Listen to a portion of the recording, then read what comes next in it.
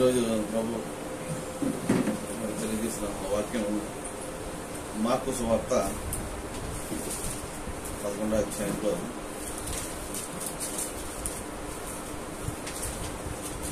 24వ వచనం అండి.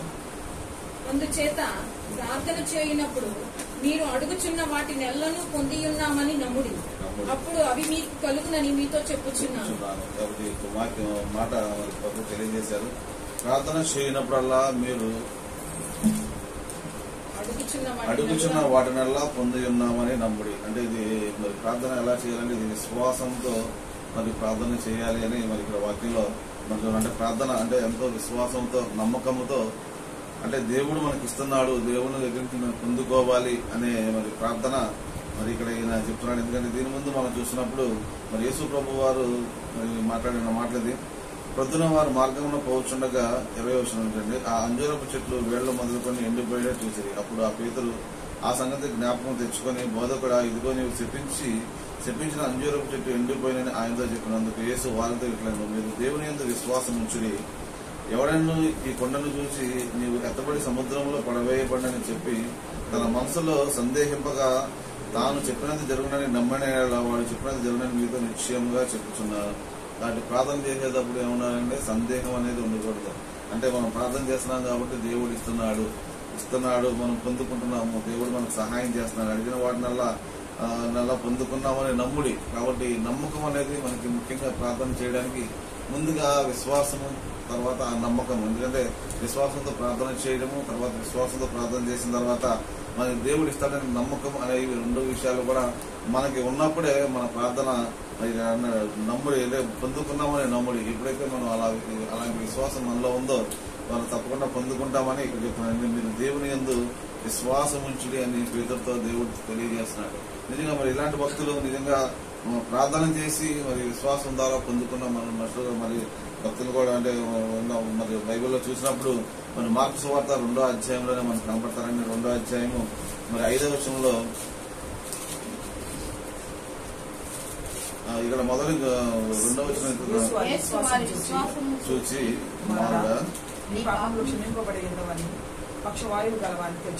చెప్పాను. కాబట్టి వారికి యేసు వారి విశ్వాసం చూసి ఎవరి విశ్వాసం చూశారండి?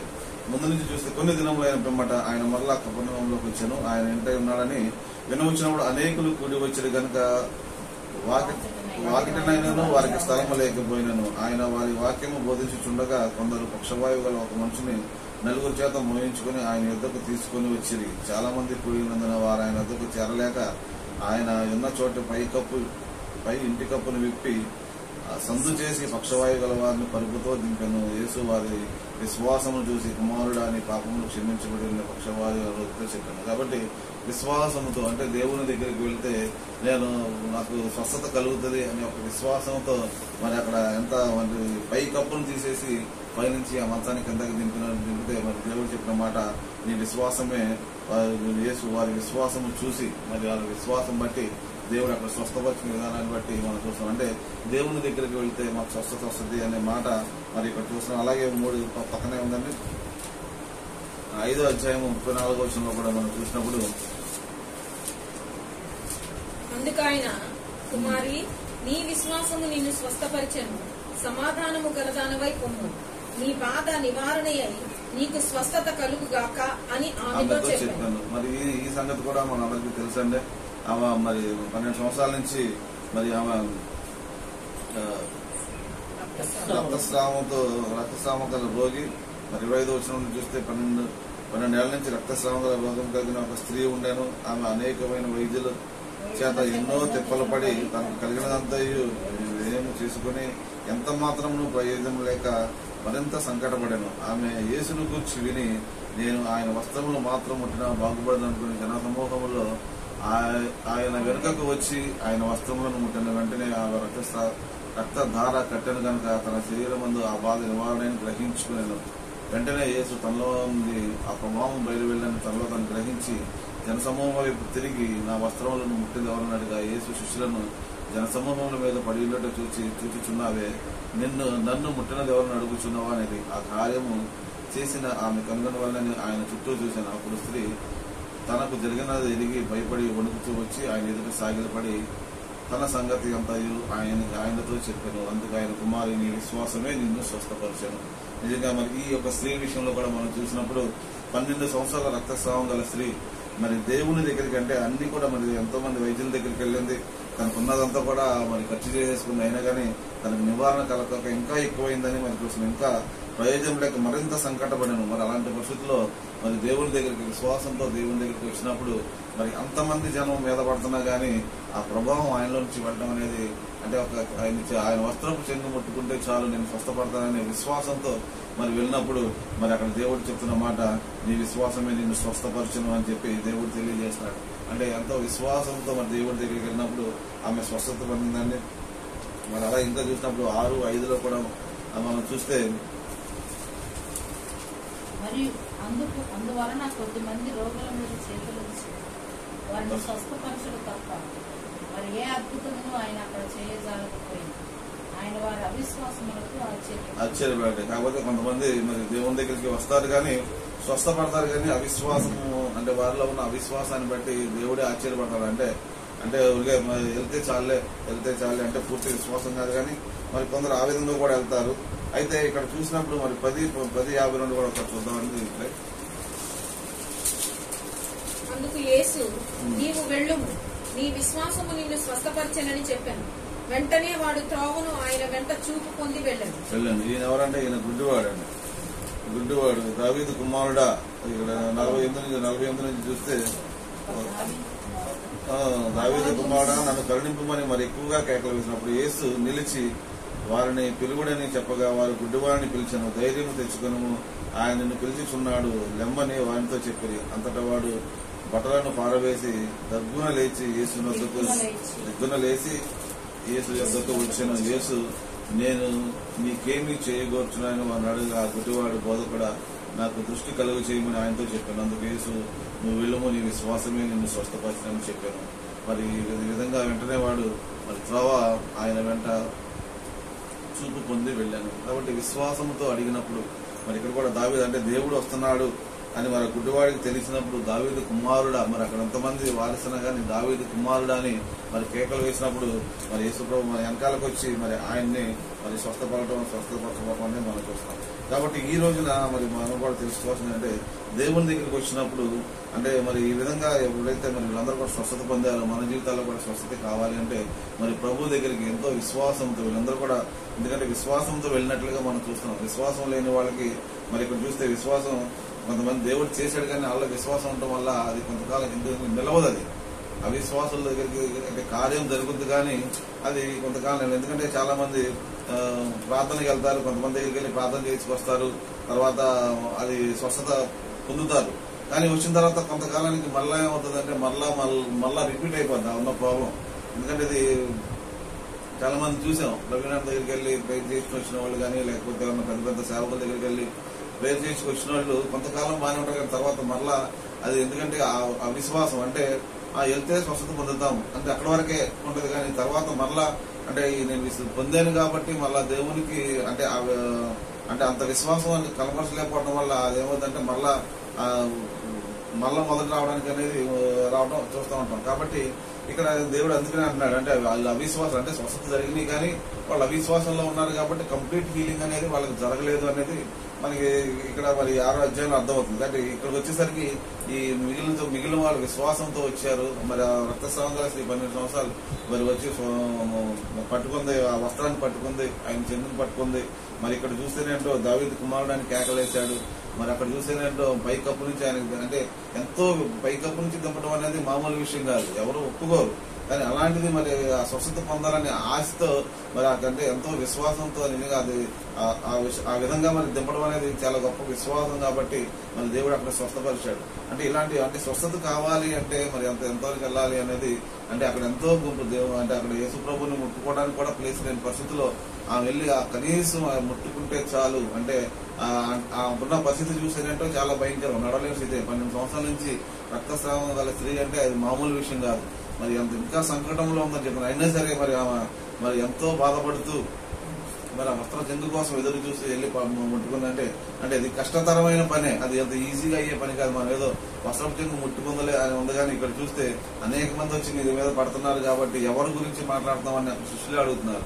అలాంటి స్థితిలో మరి ఆమె వెళ్ళి దేవుని దగ్గరికి వెళ్ళిందంటే అంటే అంటే అంటే అంత అది అది ఆ కష్టాన్ని మనం ఒకసారి మనం గుర్తు చేసుకోవాలి. ఈజీగా వెళ్ళిపోయి పట్టేసుకుంది అనేది కాదు. ఎందుకంటే ఆయన ఒంటరిగా ఉన్నప్పుడు వెళ్తే ఆయనే ప్రార్థన చేసేవాడు, కానీ అక్కడ అవకాశం లేదు కాబట్టి వస్త్రం చెంగు ముట్టుకుంది అనేది మనం జ్ఞాపకం చేసుకోవాలి. అంటే అది ప్రయాసతో కూడిందే. మరి ఇందాక కూడా మరి అది ఆ పై కప్పు నుంచి నలుగురు దింపడం అనేది అది ప్రయాసతో కూడిందే. మరి ఇక్కడ చూస్తే మరి దేవుడు గుడ్డివాడు, కానీ దేవుడు వెళ్తానని చెప్పినప్పుడు ఎవరి మాట లెక్క చేయకుండా దేవుడిని పిలవడం అంటే అందరు వారిస్తున్నారు, పిలవద్దు అని వారిస్తున్నా కానీ ఆయన అంటే అది దేవుడు నన్ను అంటే ఆయన దేవుని గురించి విన్నాడు కాబట్టి ఆయన పిలవగలిగాడు, ఆ స్వస్థత పొందుకున్నాడు అనేది మనకు అర్థమవుతుంది. కాబట్టి మన జీవితాల్లో కూడా మనం దేవుడి గురించి మనం తెలుసుకుంటున్నాం కాబట్టి మనం కూడా మన యొక్క మరి మన పరిస్థితులు బట్టి మన దేవుడిని ఏ విధంగా పిలుస్తున్నాము, నిజంగా మన దేవునికి అంత లోపడుతున్నాం కదా, అంత విశ్వాసం మనం ఉంచుతున్నాం. ఎందుకంటే స్వస్థత కావాలి అంటే ఈజీగా వచ్చేది కాదు. ఎందుకంటే మరి చాలాసార్లు విమలం గారు నిలబడి తన సాక్ష్యాలు పంచుకున్నప్పుడు మరి ఆ యొక్క సోరియాసిస్ విషయంలో కానీ లేకపోతే ఏదైనా కానీ ఎంతో ప్రయాసపడ్డాను. ఈ రూమ్ అంతా కూడా, ఈ హాల్ అంతా కూడా నేను దుల్లేఖనైతే చెప్తా ఉన్నాను. అంటే అంత ప్రయాస పడితే గానీ ఈజీగా మరి రావటం అనేది కష్టం. ఎందుకంటే విశ్వాసం ఉంచడం అనేది ముందు మనం దానిలో స్థిరపడడానికి ముందు ప్రయాసపడాలి. దేవుడు చేస్తాడనే దానికంటే విశ్వాసం అనేది కావాలి. విశ్వాసం లేకపోతే మరి అంత విశ్వాసం లేకపోతే మరి దేవుడు కూడా మరి ఏమి చేయలేడు. కాబట్టి విశ్వాసం, అలాగే లోకాసువార్త 17వ అధ్యాయంలో కూడా మరి 10 మంది కుష్ఠరోగుల గురించి కూడా ఒక మాట ఉంటుంది.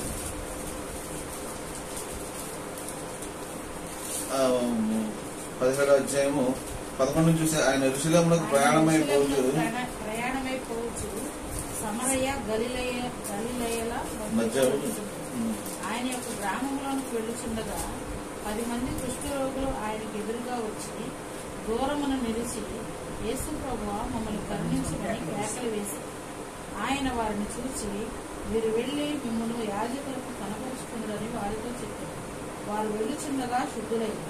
వారిలో ఒకడు తనకు స్వస్థత కలుగును చూచి గొప్ప శబ్దముతో దేవుని మహిమపరచుచు తిరిగి వచ్చి ఆయనకు కృతజ్ఞతాస్తుతులు చెల్లించుచు ఆయన పాదముల యొద్ద సాగిలపడింది. వాడు సమరయుడు.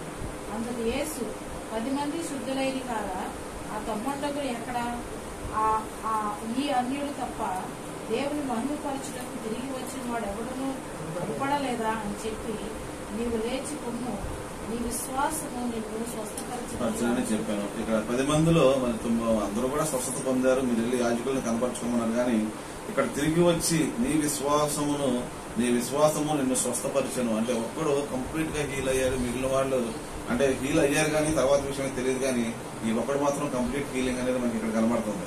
అంటే మిగిలిన వాళ్ళు కూడా దేవుడిని స్వస్థపరిచారు. అంటే అవిశ్వాసంతో ఉన్న వాళ్ళు మరి ఏ విధంగా ఉంటారు అనేది మనం చూసాం. విశ్వాసంతో ఉన్న వాళ్ళు అంటే కంప్లీట్ హీలింగ్ దొరికింది. అవిశ్వాసంతో ఉన్న వాళ్ళు మరలా రావచ్చు అంటే దేవుడు చేశాడు కదా మరలా ఎందుకు వస్తుందనే అనే క్వశ్చన్ మాత్రం మనలో రేజ్ అవ్వడు. ఎందుకంటే అది మన హృదయ స్థితిని బట్టి, మన దేవునితో మన దగ్గరగా ఉన్న దాన్ని బట్టి మరలా రావచ్చు. ఎందుకంటే అది పోయిందిలే అని అనుకున్నప్పుడు మరి దాని గురించి కంప్లీట్ గా మళ్ళా మనం ప్రార్థన చేసుకోవాలి. దేవుడు స్వస్థపరిచాడులే అని అక్కడితో ఆగిపోకుండా మళ్ళా దాని కంప్లీట్ హీలింగ్ కొరకు మనం ఎప్పుడైతే మనం ప్రార్థన చేసుకుంటామో దేవుడు అప్పుడే దానికి సహాయం చేస్తాడు. ఇక్కడ ఈయన మళ్ళా దేవుడి దగ్గరికి వచ్చి కృతజ్ఞతలు చెప్పినప్పుడు దేవుడు అన్న నీ విశ్వాసమే నిన్ను స్వస్థత అంటే ఇక్కడ కంప్లీట్ హీలింగ్. ఇప్పుడు వీళ్ళ ముగ్గురికి కూడా మనం చూసినప్పుడు వీళ్ళ ముగ్గురికి కూడా కంప్లీట్ హీలింగ్ అనేది మనకి ఇక్కడ కనబడుతుంది. ఎందుకంటే వీళ్ళు మళ్ళా అంటే అంటే అంత విశ్వాసంతో వాళ్ళు ఉన్నారు కాబట్టి వాళ్ళ ముగ్గురు కూడా కంప్లీట్ గా హీల్ అయ్యారు. మరి మిగిలిన వాళ్ళ పరిస్థితి అంటే ఆ మిగిలిన తమ్మడవాళ్ళ గురించి అయితే మనకి రాయలేదు కాబట్టి ఈయనొక్కడి గురించి రాశారు కాబట్టి ఆ హీలింగ్ అనేది ఆయన చూస్తున్నారు. కాబట్టి ఈ విధంగా విశ్వాసం అనేది మనకి కంప్లీట్ గా ఉన్నప్పుడు మనం ఏదైనా పొందుకోగలదు. ఎందుకంటే నమ్ముట నీ వల్ల అయితే సమస్తము సాధ్యమే అని మరి మాట మనం చూసినప్పుడు, కాకపోతే దేవుణ్ణి మనం ప్రార్థిస్తున్నాము, దేవుడు నాకు ఈ విధంగా నాకు సహాయం చేయాలి అనేది అది ఒక రోజుతో 2 రోజులతో ఒక చిన్న ప్రార్థనతో కాదు కదండి. మరి శ్రమ పడాల్సిన అవసరం చాలా ఉందనేది మరి వీళ్ళని చూసినప్పుడు మనకు అర్థమవుతుంది. కాబట్టి కంప్లీట్ హీలింగ్ వాక్యంలో చిన్న వాక్యం రాస్తుంది కదా, నా చిన్న వాక్యమే కాదు, దాని గురించిన ప్రయాస మరి ఎంతగా మరి వాళ్ళందరూ ప్రయాసపడ్డారు. మరి ఆ ప్రయాస పడినప్పుడే కంప్లీట్ హీలింగ్ అని వస్తుంది. కాబట్టి ఆ హీలింగ్ గురించి మనం ఎప్పుడు కూడా మనం ప్రార్థన చేసుకోవాలండి. అలాగే ఏప్రిల్ రాసిన పత్రిక 11వ అధ్యాయంలో ఇదంతా విశ్వాస పట్టికే మనకు ఉండేది. అబ్రాహాము శోధించబడి విశ్వాసం బట్టి ఇస్సాకు బలిగా అర్పించాను. ఎవడు ఆ వాగ్దానము సంతోషంతో అంగీకరించాను. 11 అంటే ఏప్రిల్ రాసిన పత్రిక 11వ అధ్యాయం నేను నిరీక్షింపబడు వాటి యొక్క నిజ స్వరూపమును అదృశ్యమైనవి ఉన్నవనుటకు రుజువునై ఉన్నది. కాబట్టి పెద్దలు సాక్ష్యము పొందిరి. ప్రపంచంలో దేవుని వాక్యముల నిర్మాణమైనవనియు అందును బట్టి దృశ్యమైనది కనబడేడు పదార్థములచే నిర్మింపబడలేదనియు విశ్వాసము చేత గ్రహించుకొనిచున్నాం. కాబట్టి ఇక్కడ చూస్తే విశ్వాసము నిరీక్షణ యొక్క నిజ స్వరూపము అదృశ్యమైనది ఉన్నదంటే విశ్వాసం అనేది మనం కనపరిచేదే కానీ మరి దేవుడు మనం చూస్తున్నాం అంటే దేవుడు మన కంటికి కనపడతాడా అంటే మన కంటికి కనపడేది ఉండదు. కానీ ఏంటంటే మనకు ఒక నిరీక్షణ, మన దేవుడు మనల్ని కాపాడతాడు, మనం రక్షిస్తాడు అనే ఒక నిరీక్షణ. దేవుడు మన కొరకు ఇవన్నీ చేశాడు, సమస్తమును మన కొరకు దేవుడు చేశాడు అనేది మనకు ఒక విశ్వాసం. దేవుడు మన కొరకు ప్రాణం పెట్టాడు, ఆయన రక్తంలో మనం కలగబడాలి అనేది మన యొక్క విశ్వాసము, మన యొక్క నిరీక్షణ. ఇవన్నీ కూడా మరి విశ్వాసంతో కూడినవి. కానీ మనం చూడగలిగేది ఏంటంటే ప్రతిఫలం ఒకటే మనం చూడగలుగుతాం. అంటే దేవుడు దయచేసేది మనం ప్రార్థించినప్పుడు దేవుడు మనం పొందుకునేది ఆ ప్రతిఫలం అనేది మనం అనుభవించగలుగుతాం. ఇది నాకు దేవుడు చేశాడు, దేవుడు నా మొర ఆలకించాడు అనేది ఎప్పుడు తెలుస్తుందంటే ఆ ప్రతిఫలం అనేది మనం పొందుకున్నప్పుడే మనం చూడగలుగుతాం. కాబట్టి ఇది విశ్వాసం అనేది నిరీక్షింపబడిన దాని యొక్క నిజస్వరూపం. అంటే మనం విశ్వసించాము అంటే మరి దేవుడు మన సహాయం చేస్తారనే విశ్వాసం మనం ఉన్నప్పుడు ఆ ప్రతిఫలం అనేది మనం చూస్తాము, మనం అనుభవించగలుగుతాం. కాబట్టి దేవుడు నాకు సహాయకుడు, నాకు సహాయం చేశాడు అనే మాట ఒకటి మాత్రం మరి దీన్ని బట్టి మనకు అర్థమవుతుంది. కాబట్టి విశ్వాసం అనేది ప్రతి ఒక్కరిలో మరి అంత విశ్వాసం ఉంటే మరి దేవుడు తప్పకుండా మరి సహాయం చేస్తాడు. 6వ వచనం కూడా చూస్తే విశ్వాసం లేకుండా దేవునికి ఇష్టడై ఉంటే అసాధ్యము. దేవుని యొద్ద వచ్చేవాడు ఆయన ఉన్నాడని నమ్మవలను కదా. మరి ఈ విధంగా మరి విశ్వాసం లేకుండా దేవుడికి ఇష్టంటే అసాధ్యము. దేవుని వద్దకు వచ్చేవాడు ఆయన ఉన్నాడను తన వెతుకు వారికి ఫలము దయచేవాడను నమ్మవలను కదా. కాబట్టి మరి విశ్వాసము లేకుండా దేవునికి ఇష్టడైనట అసాధ్యము. కాబట్టి అసాధ్యము అనే మాట చాలా భయంకరమైనది. ఎందుకంటే దేవుని విసర్జించే వాళ్ళు, దేవుని నమ్మని వాళ్ళు, మరి అలాగే దేవుని మాటలకు లోబడిన వాళ్ళు మరి ఇలా రకరకాలుగా. ఎందుకంటే విశ్వాసము లేకపోతే దేవుడికి అంటే వాక్యము విని వాక్యము అంటే అన్యులు ఏ విధంగా ఉంటారంటే చెప్తున్నాగా మాటలు వింటారు కానీ నమ్మరు. కానీ మనం నమ్ముతాం, నమ్మిన దాన్ని బట్టి మరి ఆ వాక్యాన్ని బట్టి మనం ముందుకు వెళ్లాలని మరి ఇక్కడ వాక్యంలో చూస్తాం. ఎందుకంటే నమ్మితేనే మరి దేవుడికి ఇష్టమై ఉంటాం. వాక్యం నమ్మకపోతే మరి ఇష్టమై ఉంటా అసాధ్యము. కాబట్టి దేవుని అంగీకరించి దేవునిలో మనం ఉంటూ మరి దేవుని మాటలను మనం అంగీకరించినప్పుడే దేవుడు మనకి అది సహాయం చేస్తాడనేది మనం అర్థమైపోద్ది. కాబట్టి ఆ యొక్క మరి ప్రతిఫలము మరి కావాలి అంటే మనం తప్పకుండా మరి దేవుడిని నమ్మటం, ఆ విశ్వాసం ఉంచడం అనేది మరి చాలా అవసరమైనదని మరి వాక్యంలో మనం చూస్తున్నాం. కాబట్టి ఈ విధంగా మరి యోహాను సువార్త 3:11 కూడా మనం చూస్తే అక్కడ కూడా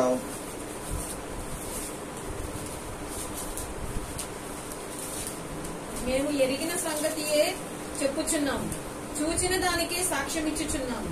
మా సాక్ష్యము మీరు అంగీకరింపబడని మీతో నిశ్చయముగా చెప్పుచున్నాను. భూ సంబంధమైన సంగతులు నేను మీతో చెప్పితే మీరు నమ్మకున్నప్పుడు పరలోక సంబంధమైనవి మీతో చెప్పిన ఎడల ఎలా నమ్ముదురు దేవుడు మరి చెప్తున్నా వాళ్ళని అడుగుతున్న ప్రశ్న ఇది. నిజంగానే మరి పరలోక సంబంధమైన భూలోక సంబంధమైన సంగతులు నేను మీతో చెప్పితే మీరు నమ్మకున్నప్పుడు పరలోక సంబంధమైనవి మీతో చెప్పిన ఎడల మీరు ఎలాగ నమ్ముతారు? కాకపోతే మనం కనపడేవే మనం నమ్ముతాం కానీ కనపడిన వాటిని నమ్మం. కాబట్టి దేవుడు మీరు చెప్తున్న మాట మేము ఎరిగిన సంగతులే చెప్తున్నాము, చూసిన దానికి సాక్ష్యం ఇచ్చుచున్నాము. కాబట్టి ఇక్కడ యోహాను గారు చెప్తున్నాడు, ఆయన మొత్తం అంతా చూశాడు కాబట్టి మరి ఆయన ఏదంటే కొత్తగా జన్మిస్తే మరి మీతో చెప్పి ఆశ్చర్యపడవద్దు. మరి ఇవన్నీ కూడా ఇక్కడ ముసలివాడు ఏ విధంటే ఇక్కడ ఒక దీని ముందు చూసినప్పుడు నూతన జన్మ గురించి మనకు అనబడుతుంది. ఎవరైతే మన విధంగా ఆత్మీయంగా మరలా జన్మిస్తారో మరి వాళ్ళు ఆ యొక్క స్పిరిచువల్ రూమ్ లో మరి దేవుడు మరి ఇచ్చే ఆ దర్శనాలు కానీ ఏదైనా కానీ చూసినప్పుడు దేవుడిని నమ్మడానికి మరి ఇది ఉంటుంది. ఇక్కడ అన్నాడు ఇది ప్లాన్. కాబట్టి మేము మీ సంగతులు చెప్పుచున్నాము, చూసిన దాన్ని సాక్ష్యం ఇచ్చుచున్నాము, మా సాక్ష్యము మీరు అంగీకరింపరని మీతో నిశ్చయంగా చెప్తున్నాను. కాబట్టి భక్తులు చెప్పే మరి కొన్ని నిజమైన కొన్ని విషయాలు చాలా. ఎందుకంటే ఈ రోజుల్లో మరి మనం చూస్తూ ఉంటాం ఒక్కొక్కరు సేవకుల్ని ఒక రోస్టింగ్ అని లేకపోతే ఒక్కొక్కరు ఒక్కొక్క రకంగా మరి సేవకులే తిడుతూ ఉంటారు. అంటే ఎవరికున్న పరిధిలో వాళ్ళు పరిచయం చేస్తూ ఉంటారు. అంటే దేవుడు అందరికీ ఒకటే ఇవ్వలేదు. ఒకళ్ళు రకరకాలు మరి కృపావరాలు, ఒకళ్ళేంటో సువార్థికులుగా, ఒకళ్ళేంటో మరి కాపర్లుగా, మరి ఒకరికి స్వస్థపరిచే వారుగా రకరకాలమైన మరి దేవుడు మనుషుల్ని ఏర్పాటు చేసుకున్నప్పుడు అందరూ ఒకేలాగా ఉండాలని మరి ఎలా అనుకుంటాం? ఎందుకంటే ఎవరికి ఇచ్చిన తలాంతు వాళ్ళు ఉపయోగించుకోవాలి. మరి అంటే ఆ తలాంతుని బట్టి నేను వాక్యం బాగా చెప్తానంటే దేవుడికి అది ఇచ్చింది దేవుడు ఆ తలాంతు ఇచ్చాడు.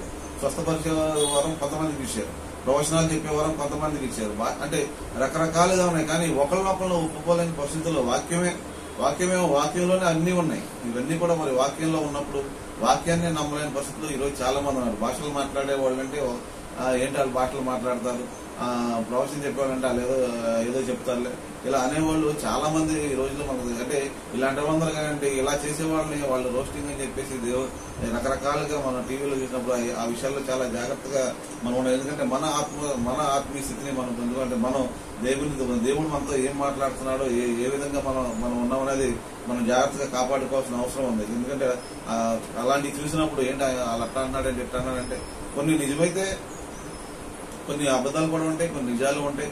కాబట్టి ఆ విషయాలు జాగ్రత్త. కానీ దేవుడు ఒక్కొక్కరికి ఒక్కొక్క కృపావరం ఇచ్చినప్పుడు దాని ప్రకారం ఎవరి కాళ్ళే మరి వెళ్తారు అనేది అది మనం అర్థం చేసుకోవాలి. ఎందుకంటే అది ఒక్కొక్కరు వాక్యం బాగా చెప్తారు, ఒక్కొక్కరు ప్రార్థన బాగా చేస్తారు, ఒక్కొక్కరు పాటలు బాగా పాడతారు, అంటే రకరకాలుగా దేవుడు మనుషుల్ని ఎన్నుకున్నప్పుడు అందరూ కూడా ఒకేలాగా ఉండాలి అని అనుకోవడం కూడా అది చాలా పొరపాటు. కాబట్టి మరి ఆ విధంగా మరి దేవుడు ఎన్నుకున్న దాన్ని బట్టి అందరూ వెళ్తూ ఉంటారు. కాబట్టి ఇది మనం నమ్ముకోవాలి. ఎందుకంటే ఇక్కడ ఈయన చూశాడు, యోహాన్ గారు చూశాడు కాబట్టి చెప్తున్నారు. ఆయన చూసిన దాన్ని మరి చూసినట్టుగా మనం ఆయన రాశాడు కాబట్టి చెప్తున్నాను. మొదటి యోహాను రాసిన పత్రికలో మరి ఆయన చక్కగా చెప్తాడు, నేను చూసిన దాన్ని బట్టి, నేను తాకిన దాన్ని బట్టి అనే మాటలు మనం అక్కడ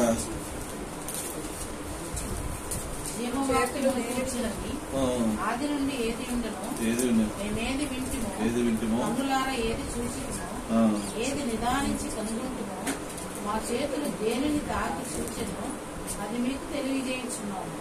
ఆ జీవము ప్రత్యక్షమైంది, తండ్రి యొక్క ఉండి మాకు ప్రత్యక్షమైన నిత్య జీవమును మేము చూచి ఆ జీవమును గురించి సాక్ష్యం ఇచ్చు దానిని మీకు తెలియపరుస్తున్నాను. కాబట్టి ఇక్కడ వాక్యంలో మరి ఆయన ఏమన్నాడు, మేము కళ్ళారా ఏది వింటుము, ఆది యందు ఏది ఉండెనో మేము ఏది వింటుమో, కళ్ళారా ఏది చూచితమో, ఏది నిదానించి కనుగొంటుమో, మా చేతుల్లో దేన్ని తాకి చూచినవో అవన్నీ మీకు తెలియజేస్తాను. అంటే వాక్యాన్ని మనం మరి ఈయన చెప్పినప్పుడు మరి యోహాన్ గారు ఇవన్నీ కూడా ఎక్స్పీరియన్స్ చేశారు కాబట్టి ఆయన రాయగలిగారు.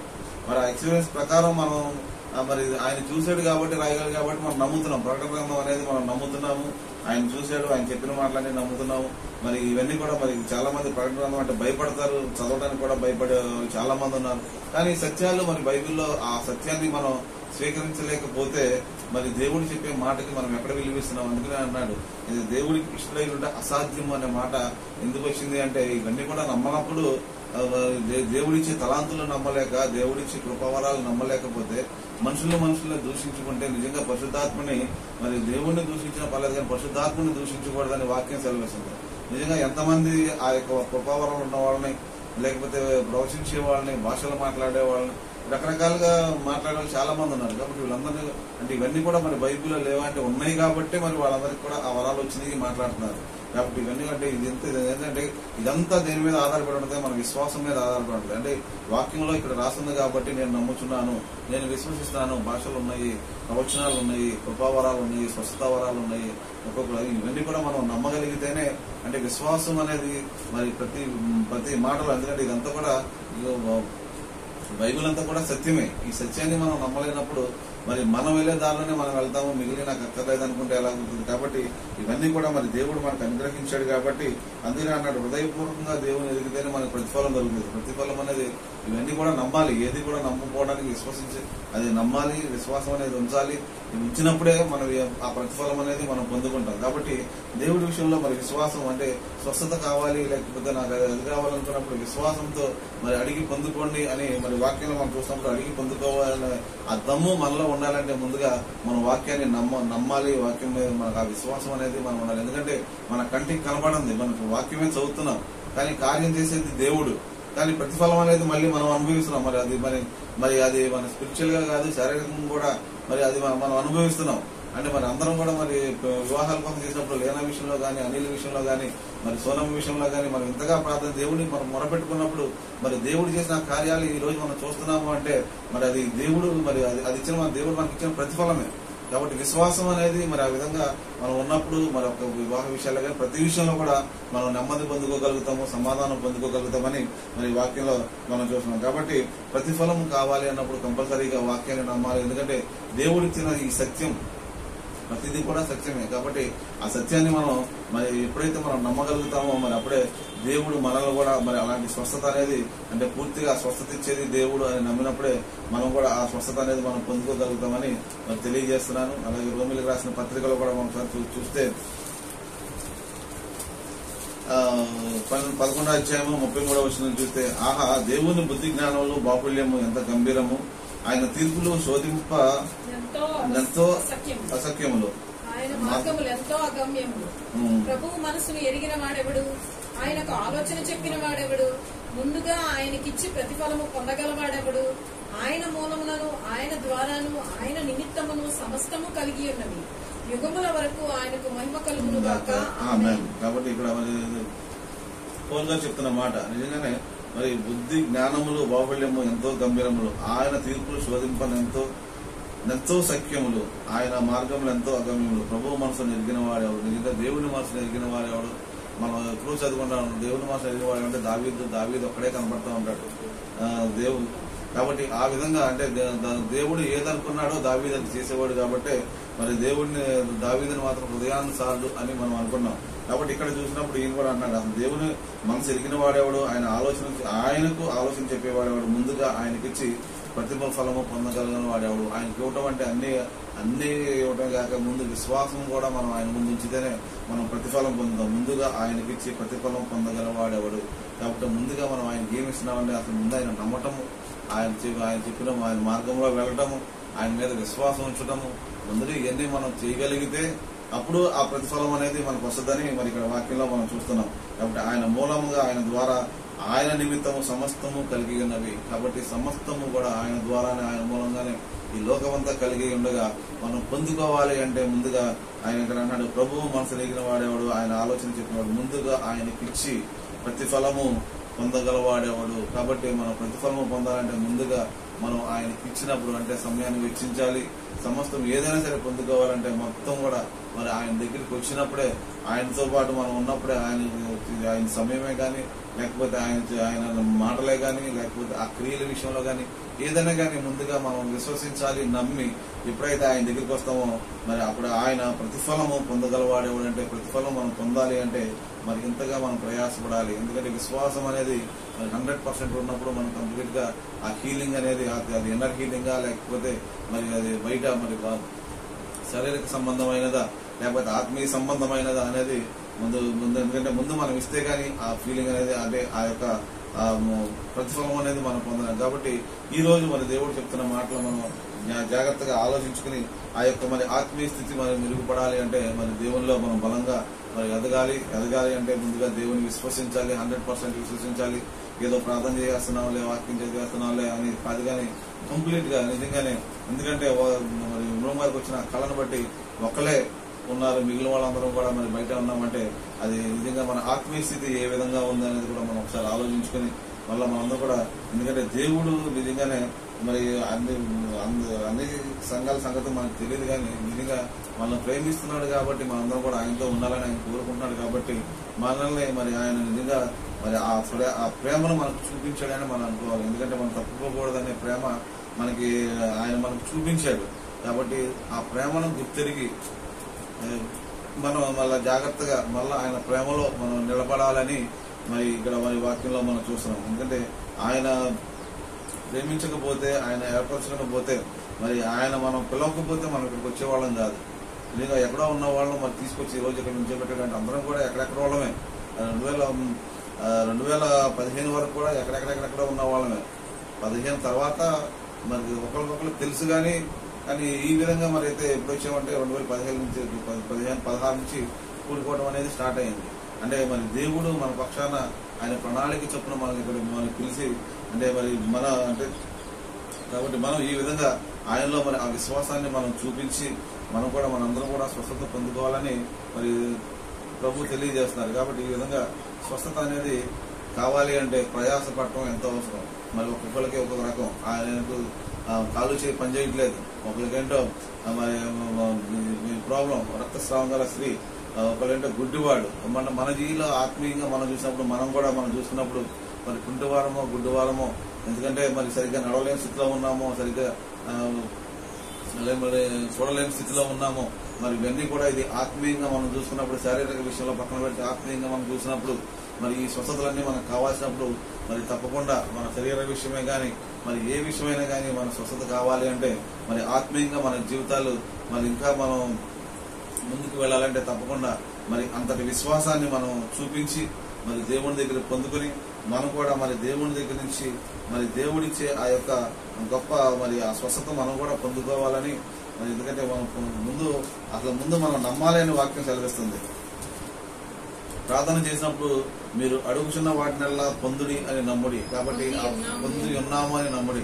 కాబట్టి ఆ పొంది ఉన్నామని నమ్మకం, నేను ప్రార్థన చేస్తాను కాబట్టి నేను ఈ యొక్క అడుగుతున్నాను, దేవుడు నాకు సహాయం చేయాలి అనేది ఒకటి ఉండాలి. ఎందుకంటే అడుగులు ఇవ్వబడిన, వెతకడి దొరకబడిన, మరి దేవుడు మనకు ముందుగానే చెప్తున్నాడు, మీరు అడిగితే నేను ఇస్తాను, వెతకండి నేను కనబడతాను. కాబట్టి ఆ విధంగా దేవుణ్ణి వెతుకుదాం, ఆ విధంగా దేవుణ్ణి అడిగి సంపూర్ణమైన విశ్వాసంతో మరి దేవుని దగ్గరికి వెళ్ళినప్పుడు మనం కూడా పొందుకున్నామనే విశ్వాసంతో మనం బయటకు వచ్చినప్పుడు తప్పకుండా దేవుడు చెప్తున్నాడు. ఎందుకంటే ఆయన అన్నాడు, నీవు ఎత్తబడి సముద్రంలో పడవేయమని చెప్పి తన మనసులో సందేహింపక తాను చెప్పినది జరుగునని నమ్మిన ఎడల చెప్పినది జరుగునని మీతో చెప్పుచున్నాను. కాబట్టి ఆ యొక్క కొండనే తీసుకొని సముద్రంలో పడవేయమని మనసులో సందేహించాలంటే కంపల్సరీ పడుతుంది. కాబట్టి అంతటి విశ్వాసం నీలో ఉంటే తప్పకుండా పొందుకుంటామని ప్రభు తెలియజేశాడు. కాబట్టి ఈ విధంగా మనం దేవుని దగ్గరికి వచ్చినప్పుడు ఆయన 100% విశ్వాసం మనం కనబరుస్తూ మరి మనం ఈ విధంగా మరి దేవుని దగ్గర పూజాడుకుంటూ మరి అన్ని కూడా మన ఆ ప్రతిఫలం పొందుకోవాలంటే మరి దేవుని దగ్గరికి మరి దేవునికి ఇష్టడై ఉండటం అసాధ్యం అన్నాడు. కాబట్టి దేవునికి ఇష్టడై ఉండాలని మనం ప్రయాసపడుతూ దేవుని దగ్గరికి ఎందుకంటే సమస్తము ఆయన మూలంగా జరిగిన సమస్తము ఆయనే మనకు చేశాడు. కాబట్టి ఏది ఇచ్చినా కానీ మనకు ఆయనే ఇస్తాడు, ఆయన ద్వారానే మనం స్వీకరించగలుగుతాము. కాబట్టి అది మనందరం కూడా స్వీకరించాలని, అందరూ కూడా ఆశీర్వదింపబడాలని, ఆత్మీయంగా శారీరకంగా అన్ని విషయాల్లో మరి స్వస్థత పొంది మరి దేవుడు అనుగ్రహాన్ని పొందుకోవాలని హృదయపూర్వకం కోరుకుంటూ దేవుడి వాక్యం దీవించిన గాక.